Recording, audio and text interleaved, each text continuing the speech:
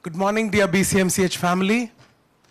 We welcome all of you to one more Quest program. Every Thursday at 8 a.m., we all get together for a time of togetherness, for a time of learning, and for a time of bonhomie. So it's so good to have all of you, students, faculty, and all other staff from BCMCH. So to start off the proceedings, may I request our Associate Director, John Valiat sir, to say a word of prayer.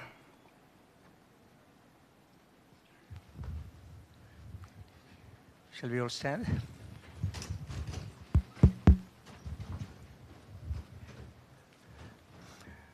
Dear Lord, we thank you for bringing us together this morning.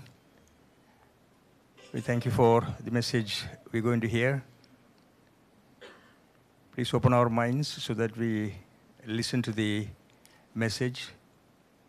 Open our minds, open our ears, and learn the art of listening, not only to our patients, but also to our colleagues and all the people around us. Bless us all with your presence in the name of Jesus Christ. Amen. Amen. Thank you, Dr. John. It's lovely to see all of you here at the beginning of the year to listen to what will certainly be a most fascinating experience for all of us. I've been so inspired by the words and works of our principal, Dr. Girija. But before we request Dr. Jacob to welcome and introduce Dr. Girija, I just wanted to quickly use this opportunity to tell you that our first international conference is being held next week, 20th, 21st, 22nd. So what we have for us is the first day is a workshop, which is heavily oversubscribed. We plan to have 75 people here trained in antimicrobial stewardship, which, as you know, is becoming a huge problem in the country. The misuse of antibiotics is becoming a huge problem. So this is why we wanted to home in to the area of infectious diseases, how we use our antibiotics, how we can be careful, what are the things that we should not do, what are the things we should do. Those are the themes. So we have with us for the conference 6 luminaries from around the world. Jacob, can you just make sure there are some more chairs? We can get some chairs from outside. A lot of them are standing there. So on day 1 is the workshop, and from 75 we've somehow gone up to 120 and tried to adjust to get more and more people in. There are people calling in from across the globe and around neighboring countries and from different centers, All India Institute of Medical Sciences downwards. And we currently have over 700 people who have registered for the conference. Why do I say all this here? One is to let you know that something amazing is happening, and I thank God for the opportunity.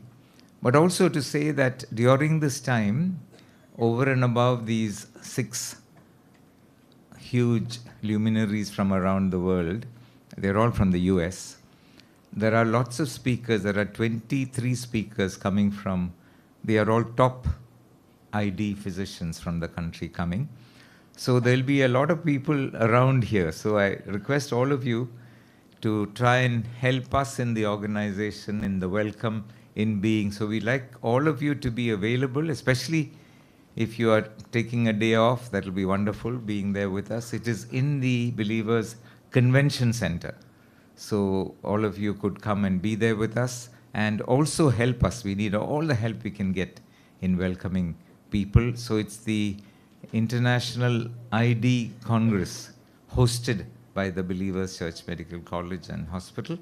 And we hope and pray that this will be the next step in our journey to do something unique in our country, in the world of healthcare.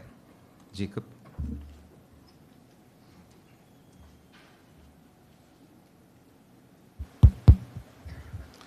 Thank you so much, sir. Today we have a very special person talking to us. our own beloved principal, and a senior most pediatrician in the hospital. She's a renowned pediatrician across the state and beyond, and her YouTube channel, educating parents and children about the various aspects of childcare and rearing children, is a rage in the state. So she's been all the while a great clinician, and also being principal, she's been guiding all our faculty and students through and through. A great life journey and a lot of precious pearls picked along the way. So it's a great privilege that we have her in our midst, and it's a great privilege that we are going to listen to her even as she unravels those precious pearls for us. Let's put our hands together and welcome our beloved principal, Professor Dr. Girija Mohan, ma'am. Over to you, ma'am.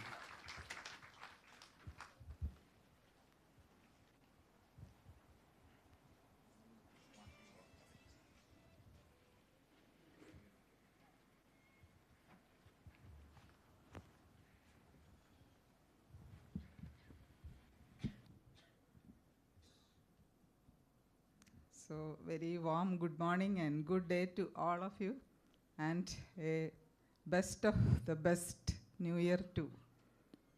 At the onset, let me thank our beloved director, Dr. George Chandi sir, and the Quest team leader, Dr. Jacob Jesuran and team, for giving me the opportunity to share my clinical experiences. The basis of my talk is the great aphorism by Sir William Osler, father of modern medicine. So that is, listen to your patient, he is telling you the diagnosis. So history, that is his or her story. It is a very powerful diagnostic tool. So me, the proud daughter, dedicate this talk to my truly amazing father, my life mentor. I was fortunate to have my first appointment in government service with my father, who was the Deputy Director of Health Service and Superintendent of Leprosy Sanatorium. I joined and gave my first appointment letter to my father. And when I joined, he said, there are leprosy patients who are cured and also general patients. Give a patient your full attention, and a patient should be listened to and examined fully.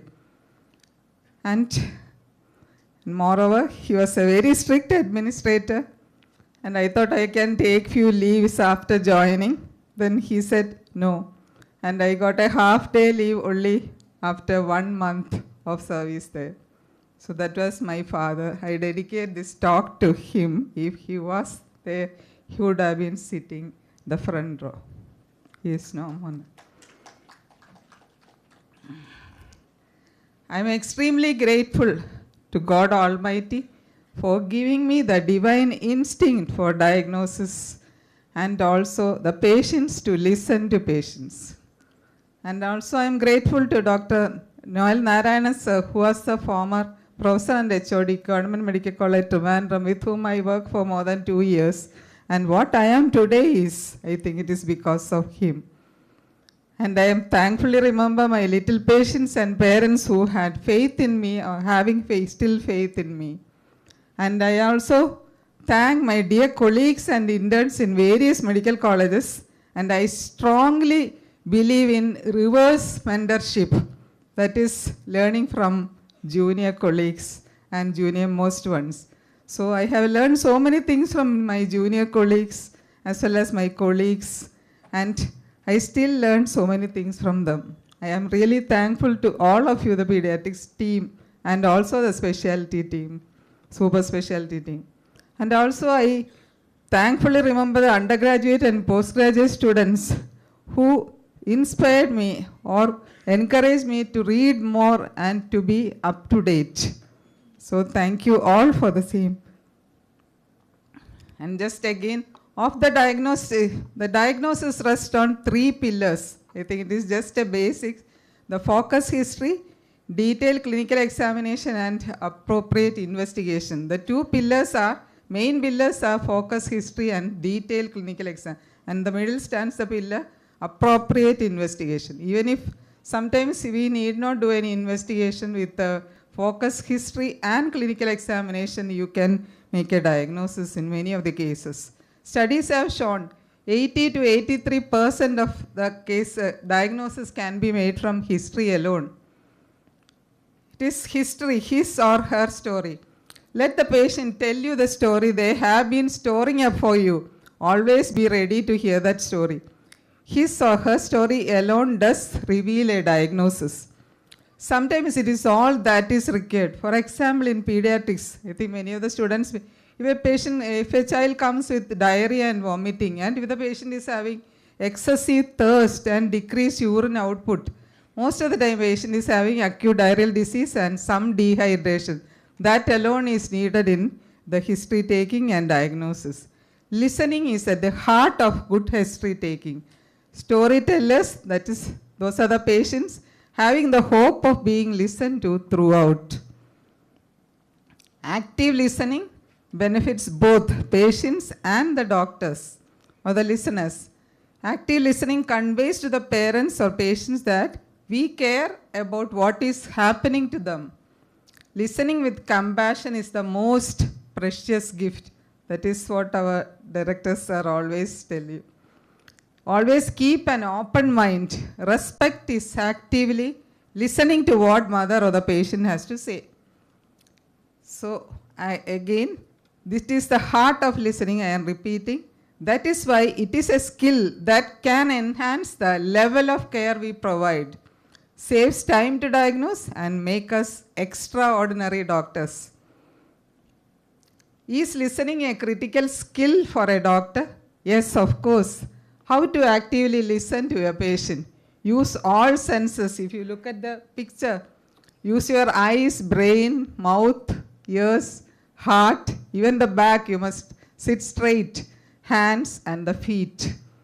Give them your full attention, look them in the eye. Eye contact is very, very important.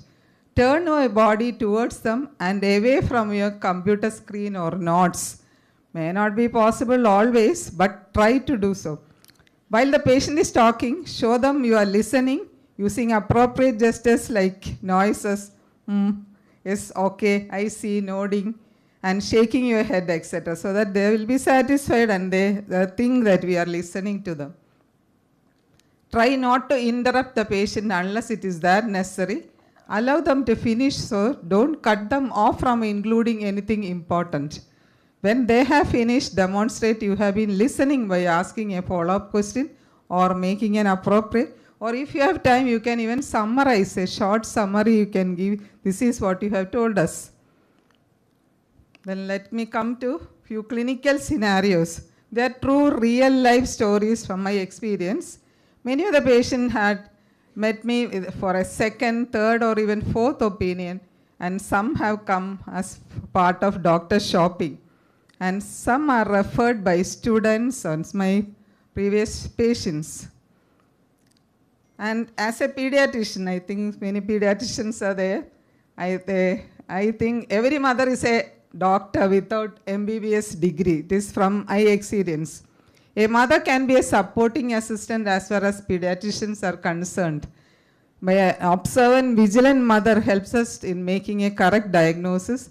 Mothers need not be too intelligent, but must be having logic and information to be short and crisp. Sometimes unusual complaints and concerns of the mother. The first case is mother. A young mother brought her baby with complaints that saying that my baby is blind. Then this was the firstborn baby, and we immediately after birth, after getting discharged from the hospital, from first week onwards, mother is telling the grandmother, that is her mother, my baby is not looking at me. Then grandmother said, it is your feeling, തോന്നലാണ്. അതൊന്നും അല്ല, എല്ലാ കുട്ടികളും നോക്കാൻ സമയമായിട്ടില്ല. And again, she was always looking at the baby and telling that the baby is not looking at her, not following object. And she has so many rattles, so many colorful toys. but still by 2 weeks also not looking at. And then the parents, that is grandparents, took the child to a local primary health center. They examined and it seems there was no problem at all. We'll follow her up. Still mother was looking at the child and saying she thinks my baby is blind. And then finally, when she went to her husband's house, husband's brother was a medical representative who took the child and the mother to me. And I examined several times, everything seemed normal, but baby is not looking at us or not following object or not looking at the colorful object as usually. If you see that picture, by 6 weeks, a baby should look at the mother and smile, that is social smile. And after that, baby should have good interaction as the picture shows.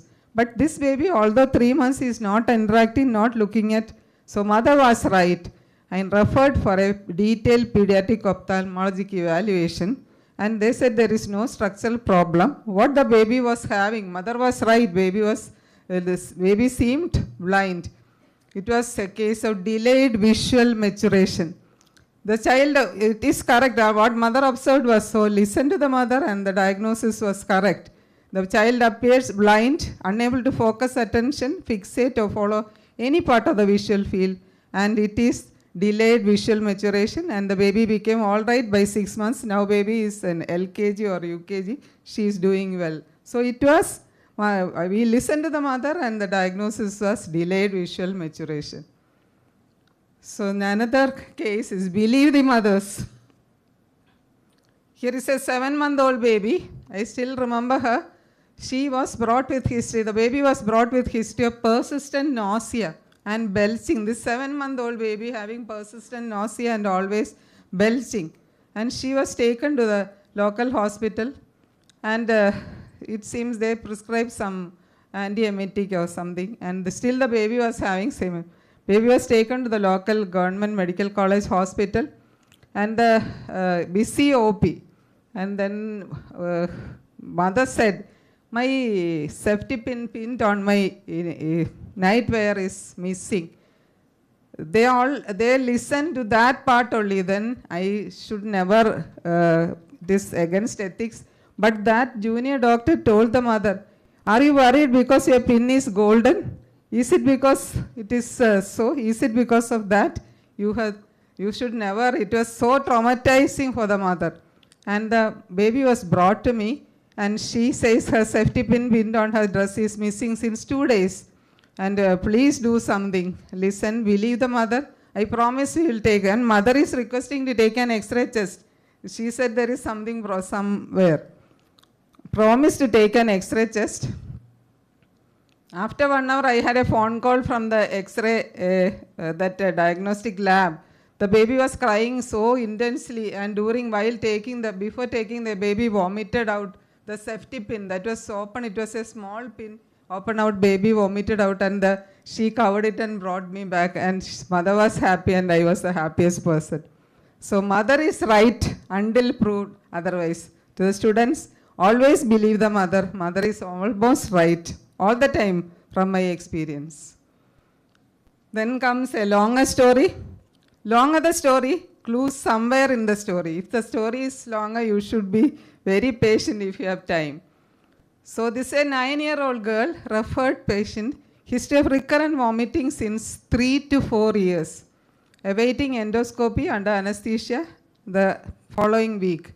She had undergone many investigations, including MRI brain, as usual, because the child is having persistent vomiting. Parents are very anxious. On detailed inquiry, mother told like a story. Symptoms started from the age of 3, admitted 3, 4 or 5 times for protracted vomiting. Usually after IV fluid and symptomatic treatment, it is the patient's symptoms subsided.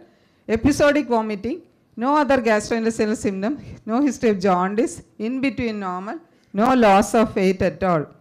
So what may be the problem? If you cut the long story into a short story, when I asked the patient, from 3 years onwards, she has headache, but it is mild. There is a strong family history of migraine, maternal uncle and grandmother. So I asked why you didn't mention about all this history. She said, nobody asked, nobody listened. Because maybe because COP, it may not be possible, but it was this is an overlap of abdominal migraine, migraine headache, and cyclic vomiting syndrome. Actually, it was cyclic vomiting syndrome. It was a migraine variant, which was severe headache, often associated with pain, nausea, vomiting, extremely sensitive. And the patient, treatment for migraine started, patient improved. In some situation, I haven't believed the mother. It was my mistake, I must admit. In which situation it was? I think all the pediatrics people may be knowing. A 5-year-old girl was admitted with persistent vomiting since 2 days. It was the season of rambutan fruit. According to the mother, patient, I think it is correct. Mother was away, 40 to 50 rambutan fruits. Once you eat the rambutan fruit, it is just like an addiction. They will take several ones. It seems the child has taken 40 to 50, which we didn't believe, along with her cousins. Usually children take in groups. And when the mother was away, when mother came back, the basket was empty. All the fruits were taken by these 4 or 5 children. They said this baby took 40 to 50. They counted, it seems. On examination, child was dehydrated, pediatric surgery. Because there is persistent vomiting, pediatric surgery consultation was done. Ultrasound was normal, but vomiting was persistent. Mother said there is a rambutan is there inside the intestine, stomach. That may be the reason why baby is vomiting persistently. Did not believe, but again I still remember I said, your daughter has taken rambutan 3 days back. How can it be there? Obstructing the intestine. Did not believe, but later had to agree with the mother. Next day, child vomited out rambutan as a mass in large quantity. Although it was 3 days, it was because rambutan, it is a very hard, fleshy fruit. Because the child was has not chewed it well. So it was in mass, and vomiting subsided, child was discharged. But moral of the story is you should believe the mother, whatever be her doubt. But regarding one more point, regarding rambutan fruit, be very careful, especially mothers to be older people, because it is so slippery. It can even obstruct the upper airway, and can choke, and even child can die. We have seen in the news. And also another thing is this, you must cut it, make it into small pieces, and then only you should make the child eat. Otherwise, this type of dangers can happen. Then regarding observation of the mothers, how observant mothers are. See this story of this observant mother. A newborn was brought with history of fast breathing. 2 weeks old newborn. Mother says, I'm always watching her. Mothers, young mothers, always watching what is the baby doing. And when giving bath to baby, she watches. Every time she is watching, there is fast breathing. But when my baby was brought, it looks normal.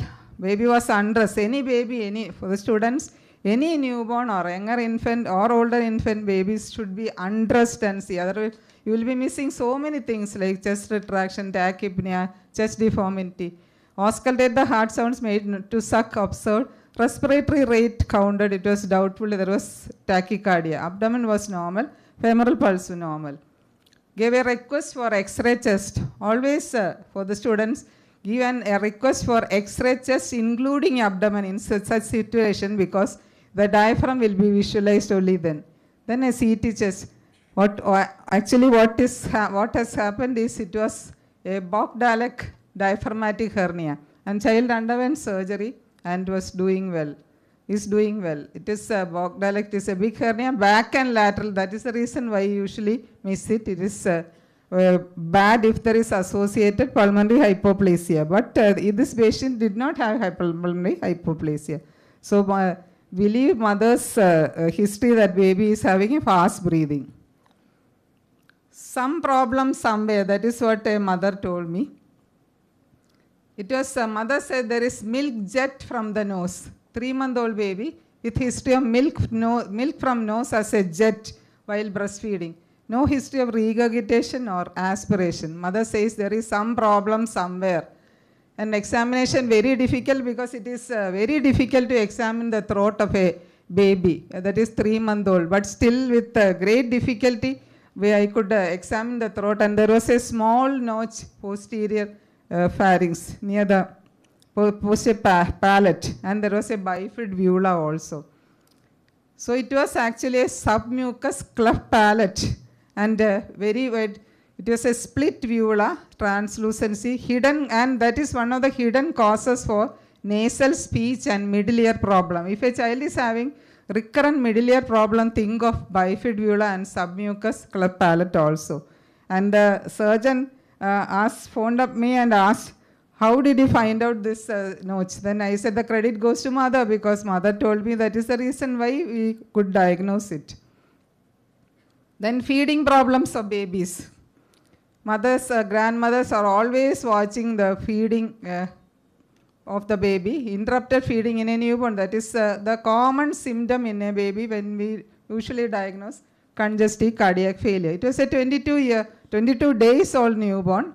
Mother and grandmother not normal in feeding, always interrupted feeding and fast breathing. Had X-ray chest from local hospital, and doctors have seen heart sounds normal, no murmur. Undress the baby and examine the femoral pulse. Femoral pulses were absent, could not check the BP. So baby was having coarctation of the aorta, and it is a challenging diagnosis at birth because PDA always compensates. It is the most misdiagnosed of congenital heart disease at birth because PDA always compensates. Then underwent corrective surgery at Sri Chitra, Trivandrum, and now doing well. The diagnosis is delayed until PDA closes. Then mothers are always on the lookout, watchful. See the history. Mother is saying, my 13-month-old baby is, son is having difficulty in getting up. So it is, grandmother said there is no problem, I don't think there is no, but mother says she has noticed some difficulty in getting up from sitting posture, although baby is 13 months. But walking alone, occasional falls, milestones normal, neurologic examination seemed normal. Referred for detailed evaluation, CPK was done, it was very high, and it was a Duchenne type of muscular dystrophy, the early stage. So when will you suspect Duchenne muscular? If there is a family history, there is no problem at all. We suspect, you always look out for. But this patient did not have a family history. If a child is having frequent falls, difficulty rising from lying or sitting position, trouble running and jumping, and we have even diagnosed Duchenne muscular dystrophy by seeing the gait of the child. When the baby, child enters the consultation room, the baby is walking, has a waddling gait, that is almost diagnostic of proximal muscle weakness. So walking on the toes, large calf muscle, these all should be, we pediatricians also should be on the lookout for these symptoms.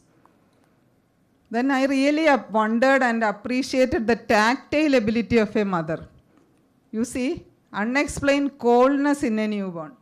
Newborn brought with history of always cold touch. Detail, then some doctor told her to cover up the baby always. Then she covered up, but still always touching and saying detailed history taken, all pulses normal. Differential diagnosis, cold exposure, hypothyroidism, adrenal insufficiency. Newborn screening details not available. Requested free T4 and TSH. It was a low free T4 and high TSH. So baby is having the primary hypothyroidism, which is a preventable cause of intellectual instability. So congenital hypothyroidism, if it is direct cases, direct history and symptoms, no problem at all, we are able to. But there are atypical presentations. It is for students, postgraduates. If a baby is having persistent noisy breathing, it may be because of mixed edema of the nasal mucosa and repeated choking.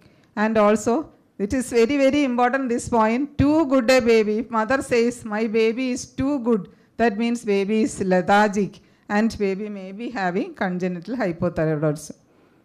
Nowadays, it is not being missed because of the newborn screening program. Sometimes we have to be like a detective.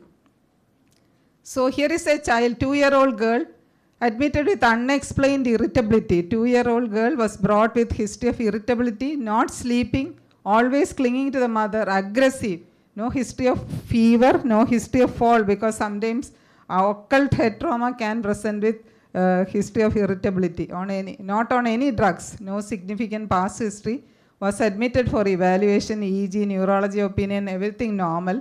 On repeated questioning, father says, you must never ask, is there anybody having taking drugs at home? You must always ask, who is taking drugs?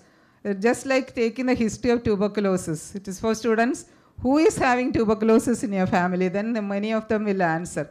So father says, repeatedly asking, then father says, mother on anti-psychiatric drugs. But drugs are kept at a height, she will not take it.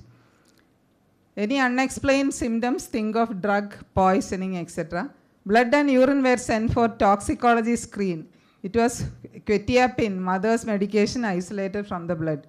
So it is an antipsychotic medicine that is used to treat schizophrenia, and child improved once the drugs was after 3 days.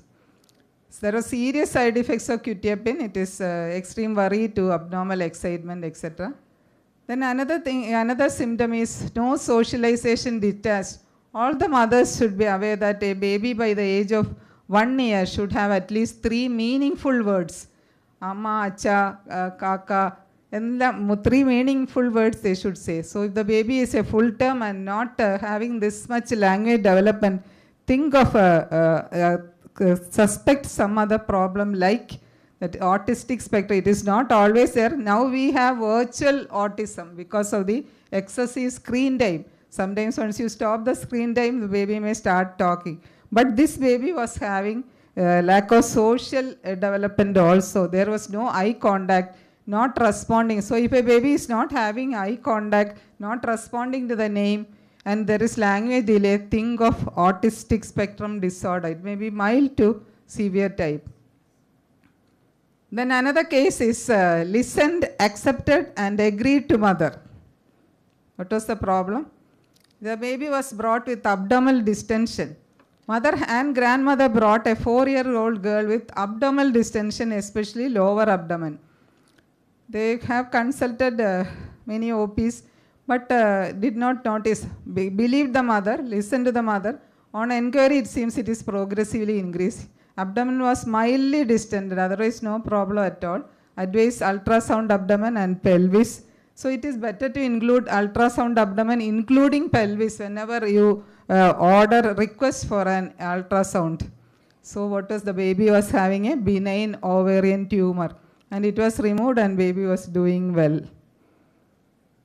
Then another problem is mother's concern about, as usual, mothers are always worried about the academic achievements of children. And this mother says, my son is an 8-year-old boy who was good at studies, was noticed by mother progressively deteriorating in studies. On inquiry, had occasional vomiting, and now the headache is more. Fundus examinations revealed papilledema. It was a space occupying lesion. We did not come for follow-up, so I did not know what was the what type of space occupying lesion it was. Sometimes we have to be like a police officer. So there was a persistent respiratory sound. 1-year-old child brought with history of abnormal respiratory sound since few days.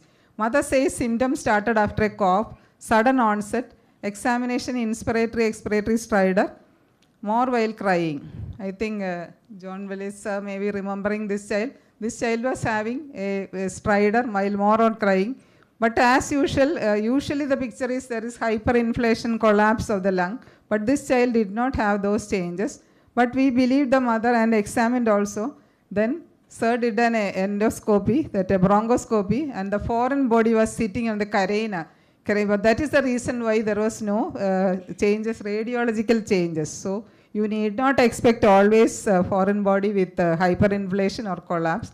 Admitted, bronchoscopy done, and pieces of groundnut removed, child recovered well. And another advice to you young mothers on grandparents to be and grandparents, do not give groundnuts, peanuts, this mixture chips as such to kids below the age of 4 years. Younger children are at higher risk for accidental foreign body aspiration because they have a tendency to put small things into the mouth, often cry, shout, run and play with the object in their mouth. Do not have molars to chew certain foods, so they may aspirate. So don't give these food unless powdered. Even I have seen a powdered almond being aspirated by a child. Better so make it a paste and give. If you are that particular to give, don't give even powdered chips. And lastly, a psychiatric symptom in a 4-year-old girl. It was, I think, 4 or 5 years back, a child was referred from a private doctor, came to our ER. A previously healthy 6-year-old girl was presented to emergency department, 5 days history of change in her behavior in the form of screaming, being restless and fear of the unknown. During those days, she was noticed to be anxious most of the time. Her sleep got interrupted, frequently woke up and frightened. Just like a psychiatric patient, she was noticed to have stereotype movements of the left side of the body and with increase during sleep. It was a case of autoimmune encephalitis. If you are not aware of this disorder, we may think child may be having. It's an important differential diagnosis of acute psychiatric episode, can lead to early intervention and better diagnosis. I think that is all. So the world is giving you answers each day. Learn to listen. Your patient is giving you the diagnosis each time. Learn to listen, listen and heal. So thank you for your patient listening. That's all.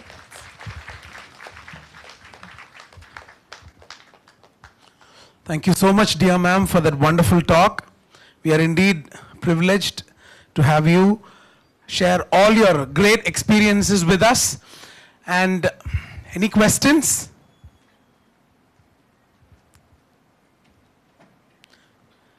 Dear family, as Sir said, we are moving towards our magnum opus, our ID Congress 2023, which is starting next week on the 20th. So we break our Quest program with ma'am's session and we will restart it the week after. So until then, take care, have a wonderful day. God bless you all.